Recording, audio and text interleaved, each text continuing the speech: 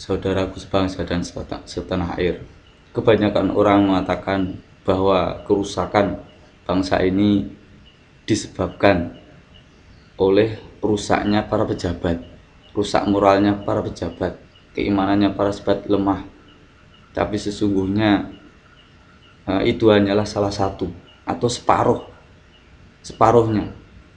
Ya, memang separuhnya adalah karena rusaknya keimanan para sahabat, lemahnya keimanan para pejabat, rusaknya moral para pejabat. Akan tetapi yang dilupakan oleh bangsa ini adalah rusaknya sistem. Separuh memang orangnya dan separuhnya lagi adalah sistemnya.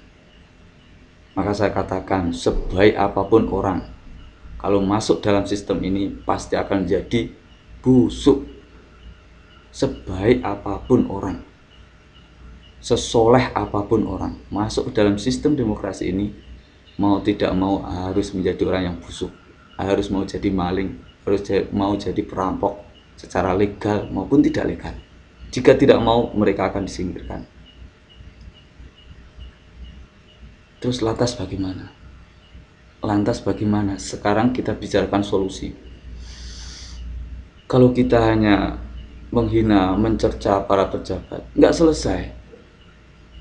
Saya ibaratkan tadi bahwasanya para pejabat hanyalah seperti kerbau yang dikendalikan oleh para kapitalis. Kalau kita ini menghina, mencerca kebo, sama saja kita ini orang bodoh. Kita ini orang bodoh mencerca kerbau. Kalau kita mencerca para pejabat itu sama saja mencerca kebo. Sama saja kita ini bodoh. Kerbau kita cerca, kita hina. Kalau kita ini ganti ini kerbau dengan kerbau yang lain, ya sama saja. Kalau kita ini ganti pejabat ini dengan pejabat yang lain, sama saja. Sama saja seperti kita mengganti kerbau dengan kerbau yang lain. Maka orang yang pintar, orang yang cerdas itu adalah mengganti yang menggerakkan kerbau, mengganti yang mengendalikan kerbau. Ibarat boneka, kita ini mengganti bonekanya salah. Gantilah orang yang membawa remote boneka itu, yang mengendalikan boneka itu. Itulah yang harus kita ganti, itulah yang harus kita pancung. Ya tentunya orangnya atau pejabatnya pun harus diganti orang yang iman, yang betul-betul soleh, orang-orang yang betul-betul takwa pada Allah SWT, mendekatkan diri pada Allah SWT. Tapi yang separuhnya lagi adalah sistemnya itu pun harus dirubah, paling tidak diperbaiki. Maka bangsaku yang kucintai karena Allah Subhanahu wa taala, sesungguhnya Allah Subhanahu wa taala ini turunkan nabi, turunkan rasul ini membawa sesuatu ke bumi ini. Rasul ini membawa sesuatu untuk menyelesaikan masalah itu. Rasulullah SAW diturunkan ke bumi ini membawa sesuatu untuk menyelesaikan masalah, yaitu Al-Quran dan As-Sunnah. Maka apabila kita ini mau mengambil nih Al-Quran dan As-Sunnah, maka selesai semua masalah. Selesai semua masalah. Jadi sistemnya itu sebenarnya seharusnya harus diganti dengan sistem pemerintahan Islam. Selesai masalah semua. Umat ini harus melaksanakan ajaran Islam, Al-Quran, Sunnah. Selesai semua masalah. Nah, kendalanya sekarang kita dihadapkan dalam keadaan situasi yang seperti ini. Umat Islam sendiri jauh dari Islam. Dari umat Islam sendiri banyak yang menolak. Satu. Yang kedua, kita dihadapkan dalam masalah kebinekaan, keragaman. Bahwa bangsa Indonesia ini tidak hanya Islam, maka tidak boleh menjadi negara Islam, dan sebagainya dan sebagainya. Terus solusinya bagaimana? Maka bangsaku yang aku cintai karena Allah Subhanahu wa taala, sesungguhnya dalam sistem pemerintahan Islam ini, seorang presiden, seorang pejabat, seluruh instansi pemerintahan ini harus melaksanakan yang namanya Al-Quran dan As-Sunnah.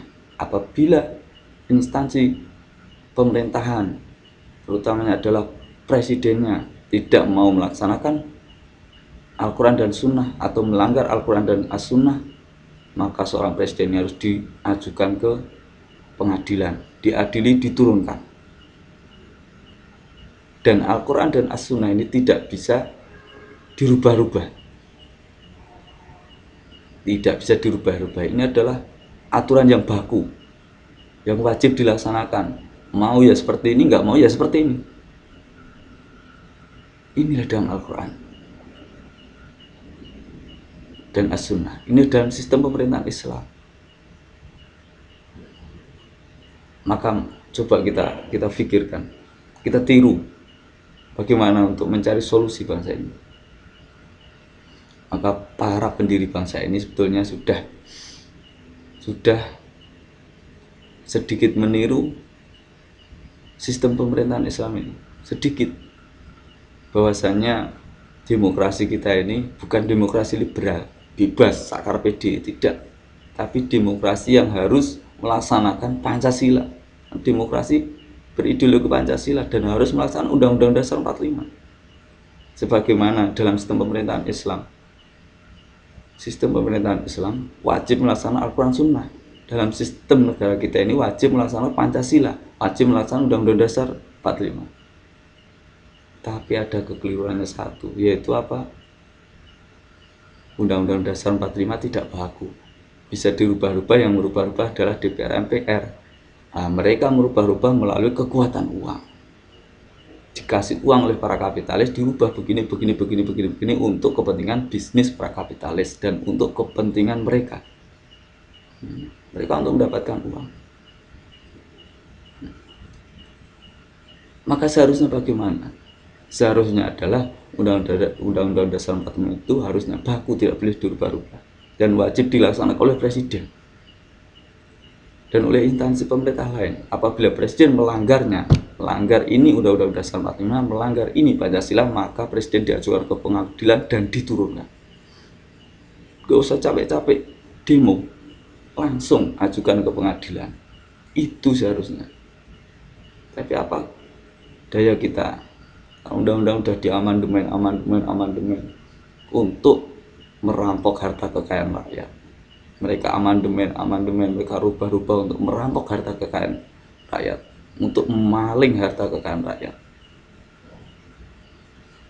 Maka untuk solusi saat ini, untuk solusi bangsa ini, kembalikan kepada Undang-Undang Dasar 45. Ambil seluruh aset-aset negara Indonesia, ambil seluruh sumber daya alam Indonesia, semuanya, ambil semua. Perjanjian dengan mereka batalkan semua. Kita harus berani. Kita negara besar, perang oke, siap. Kita ini negara besar, harus berani mati. Jangan jadi negara cemen. Maka seluruh aset-aset negara harus dikembalikan, dikelola oleh negara dan untuk rakyat. Wajib. Kalau presiden tidak mau, tidak mampu, turunkan, adili, diajukan ke pengadilan.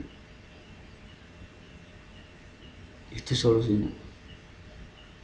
Maka siapapun yang menjadi presiden ini, siapapun wajib melaksanakan ini Undang-Undang Dasar 45 yang sudah ditentukan. Kemudian ditambah lagi, Undang-Undang Dasar ini tidak bisa dirubah-rubah kecuali oleh rakyat. DPR tidak berhak merubah-rubah. Kenapa? Karena mereka ini bukan wakil rakyat, mereka adalah wakil-wakil kapitalis. Percuma kita memilih mereka untuk menyusun undang-undang lagi, hanya untuk kepentingan para bisnis. Ditambah lagi Undang-Undang Dasar 45, ditambahin lagi tuntutan-tuntutan rakyat. Sekolah harus gratis, kesehatan harus gratis, yang terlantar, orang miskin harus dikelola oleh negara, dan lain-lain. Ditambah tuntutan rakyat. Dan itu wajib dilaksanakan oleh presiden. Bila presiden melanggar, ajukan ke Mahkamah Konstitusi, diadili, turunkan. Gitu.